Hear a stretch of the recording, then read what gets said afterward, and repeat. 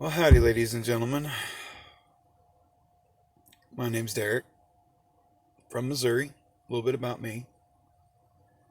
I'm 36 years old, combat veteran. Spent 15 months in Baghdad. That was fun. This is a new channel, obviously. I'm gonna tell stories of my life. It's definitely been a shit show. It's like a car wreck, though. You just can't look away. You just watch it happen. And I really feel like that was me. I was just watching everything happen, just living life. It is what it is. I guess my first story will probably start out with my marriage. Yeah.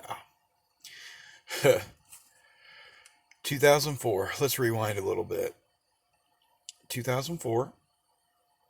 High school. Actually, I was in history class. There was this cute girl. Let's call her A.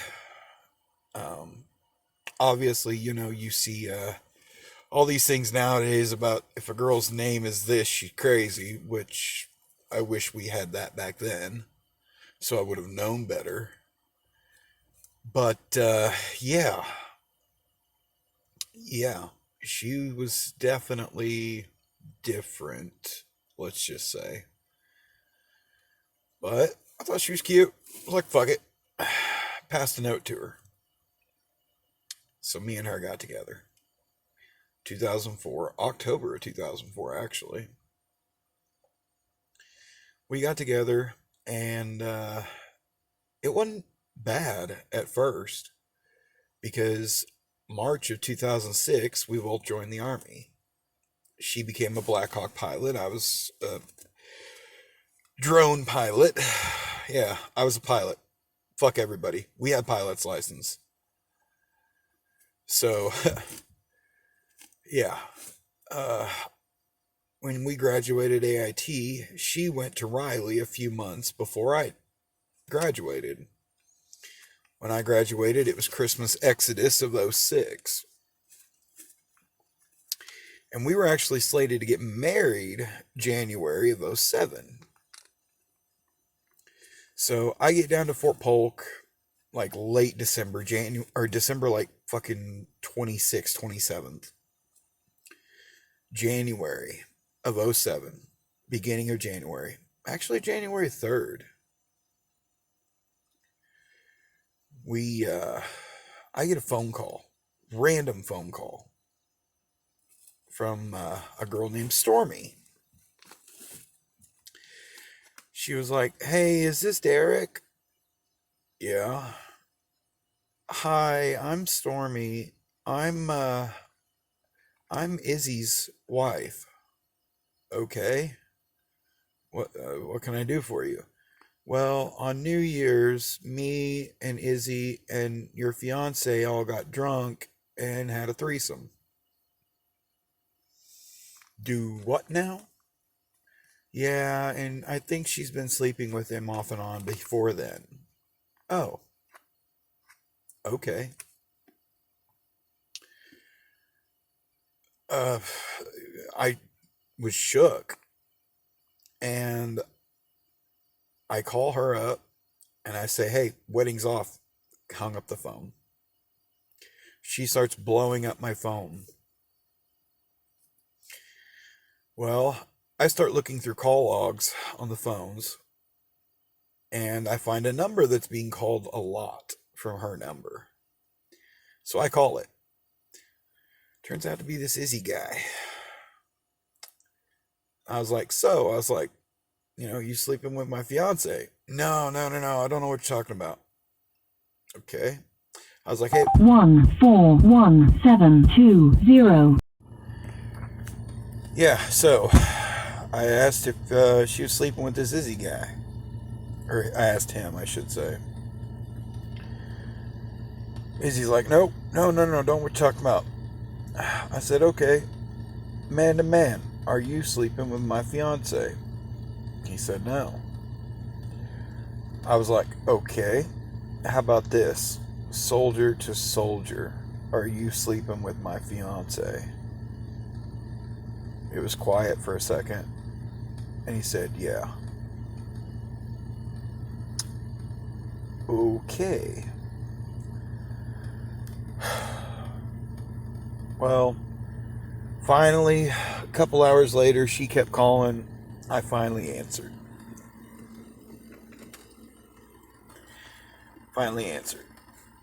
She was trying to explain things, telling me how sorry she was. Well, she talked me back into the wedding. Yeah. That was fun. The wedding happened January 21st of '07. That was a shit show too. There was a huge ice storm in Missouri in January of '07. The beginning of January, actually. And there were people that still didn't have power during our wedding, so they couldn't come. So the wedding was, oh, yeah. Her dress went in a different car than her and got lost on the way to the on the way to the venue. Showed up an hour late. Marriage went ahead and went on. After the wedding, I found out that,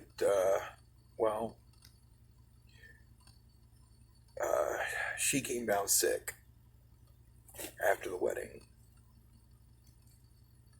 Well, no, that was before the wedding. Yeah, that was before the wedding. That's another story.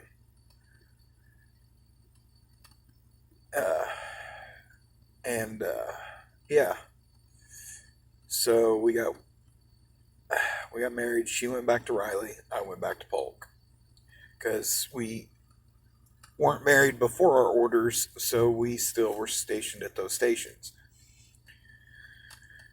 Well, she ended up getting out of the Army in about June, July of '07, on a failure to adapt discharge. Came back down to Polk, and when she got there, she told me that she'd been cheating on me. Slept with this guy before the wedding and after the wedding. Okay. Told me that she didn't love me and she was just going to stay down there to get me in a house and then out of the barracks, and then she was gone. Well,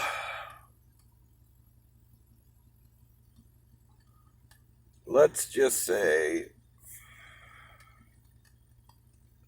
that was interesting. We got into a house. And about a month after we got into the house, she was still down there. One day I come home from work, she's on her knees apologizing, begging to stay. I'm like, okay, like you wanted to be gone, now you want to stay, this is whatever. Well, we stayed together, and November of '07, I deployed to Iraq. No big deal. I was a drone pilot in Iraq, did my duty. Had lots of issues when I came back. I do struggle with it every day. But I'm surviving. Again, that's another story for another day.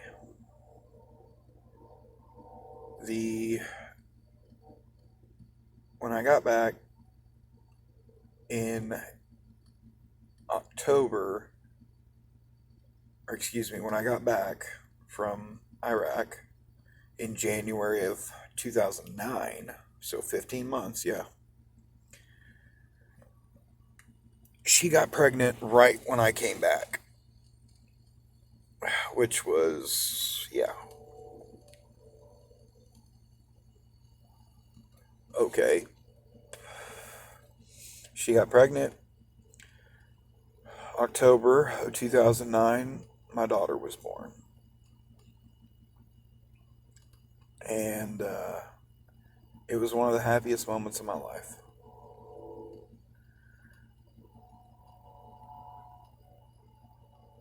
Well, then come July of 2010, I got out of the Army. And, I did my 4 years, got out.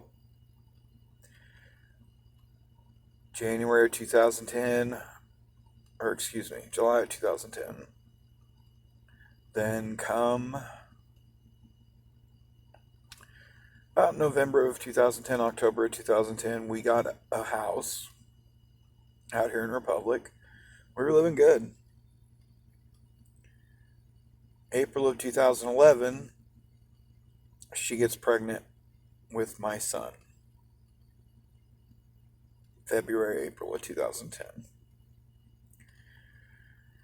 April, March of 2011, April, she gets pregnant. Well, then March, she decides to leave. We decide to split up. She leaves, she goes back to Oregon with her family.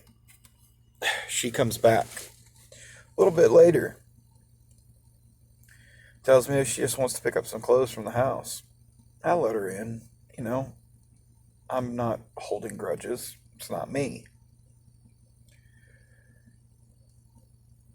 I go to work one night and I get a phone call from one of our roommates telling me the house is empty. Completely fucking empty. Oh my God, I was pissed. Pissed. So, yeah. I get home and she had completely cleaned out the house. Yeah. I was livid. Livid.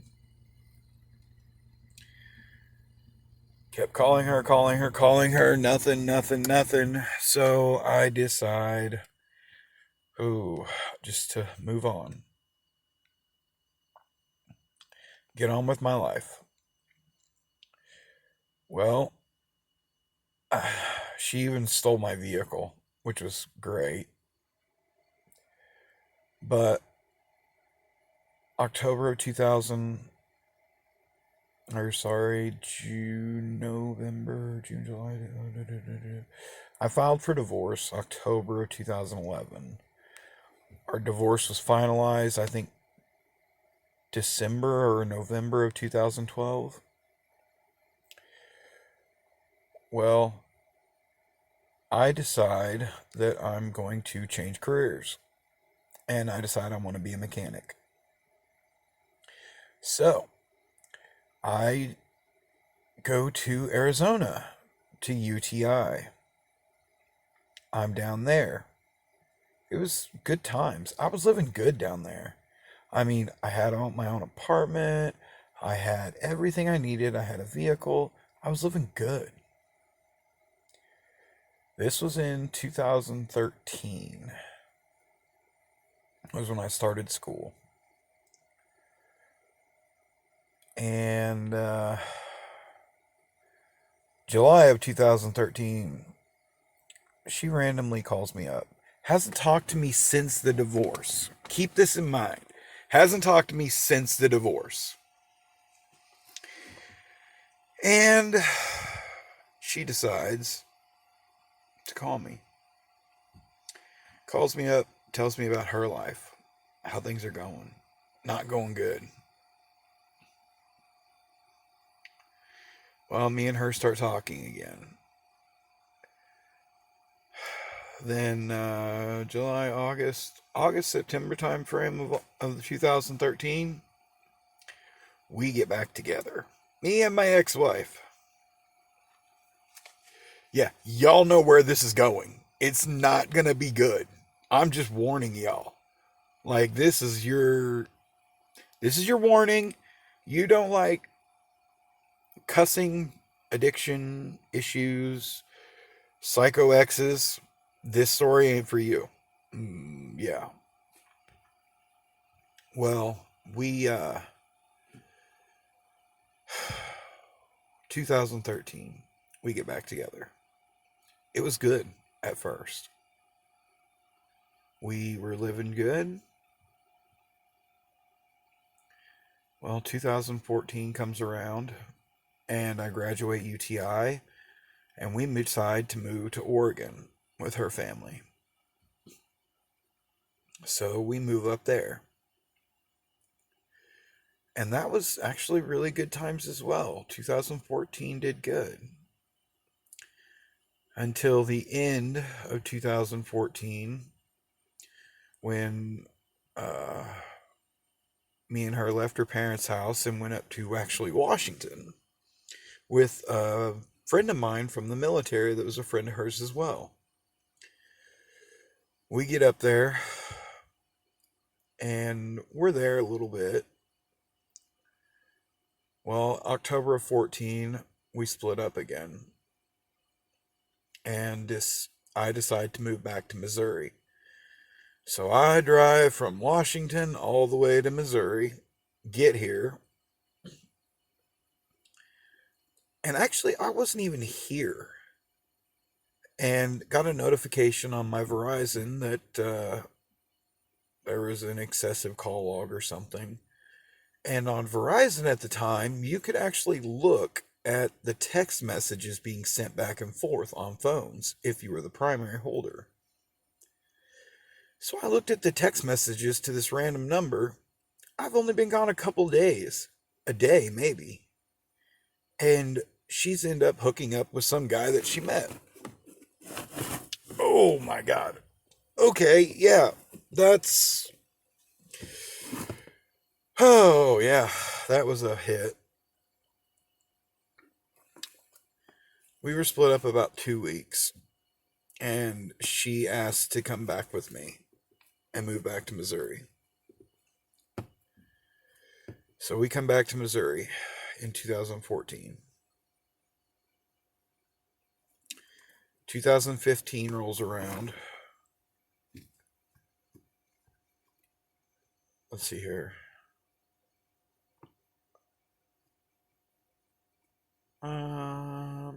Yeah, I think it was. Let's see here, 15. Went back up to Joey's in April. Okay, so October of 14, we're down here in Missouri, and she gets addicted to ice. Yeah. Then I do. And I will tell you that it sent my PTSD into overdrive. I couldn't sleep. I was hyper vigilant. I was all over the place. I just didn't know what to do with my life, really. Well, I wanted to get. I got off of it. I was only on it about 3 months. I got off of it. She got back. She was staying on it and actually dealing it around here. I didn't know that she was that big into the game, and I just didn't know how to react to it all. It was all such a different world, the dark side of life. I never really was introduced to it when I was younger. She kept doing it and kept doing it. Well, I decided to try and get her away from it. So I decided to move to Kansas City. Well, Independence, which was a horrible idea because it's a bigger city, more drug problems than you can ever imagine. Well, we uh, we moved to Kansas City in Independence, and she found a dealer very quick. We moved out of my cousin's house into this ratty little fucking shack. It was pretty much all we could afford. And she was still doing it, still dealing it, swinging it and dealing it.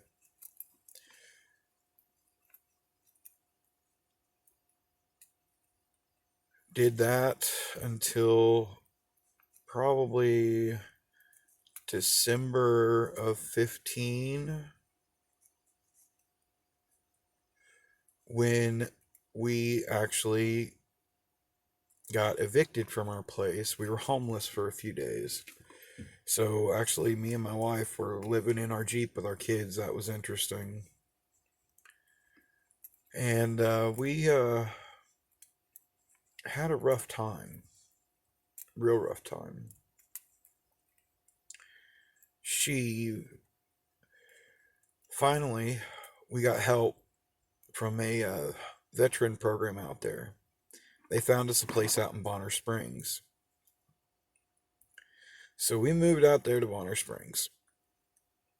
And actually, we were happy. We were good. We were both fairly clean. We both had our heads on straight, and there was nothing really we could do. We were doing good. At least I thought. So we lived there from December 15 to December of 16.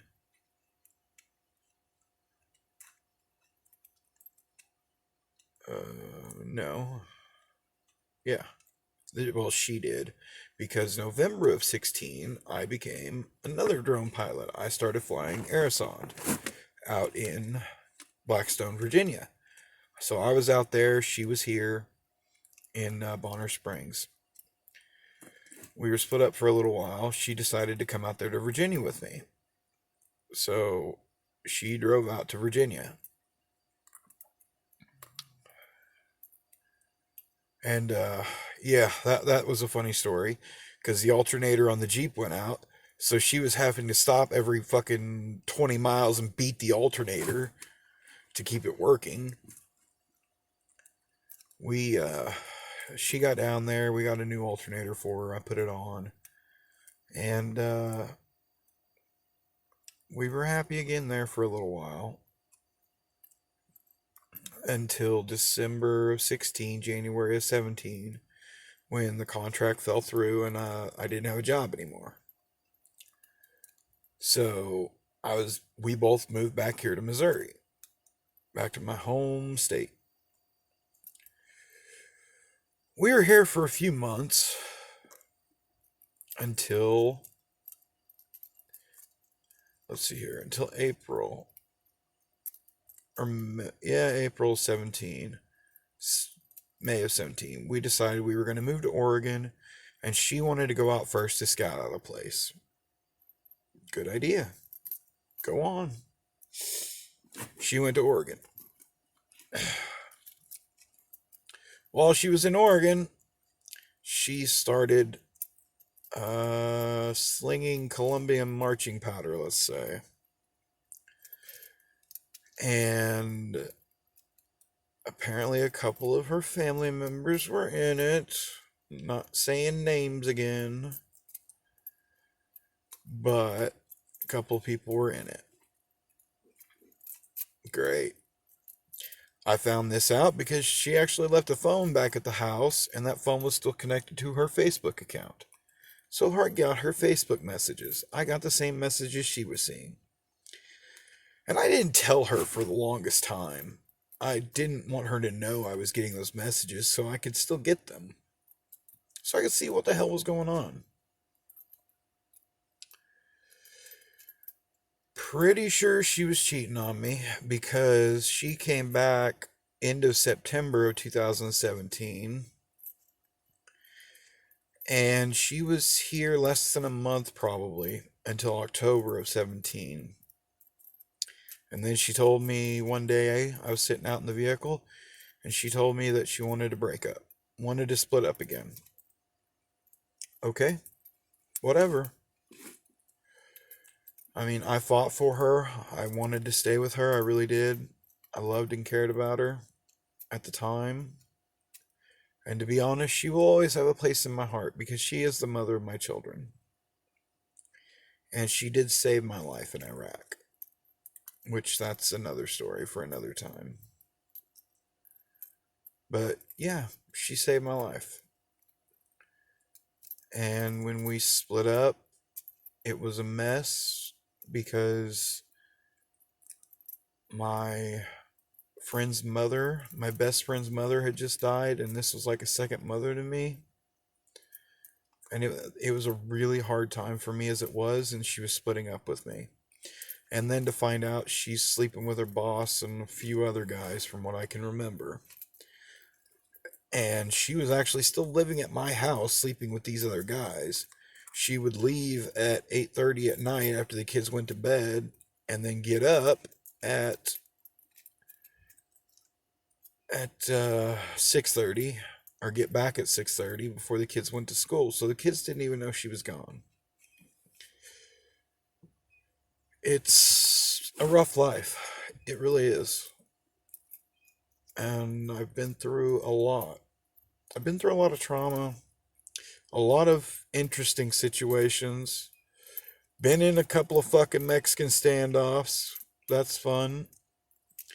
You know, y'all want to hear more stories or anything about me, just let me know. I'm pretty open about my life. There's not much I like to hide. But I hope y'all have a good day, because that is the story of marriage, love, and hell all in one.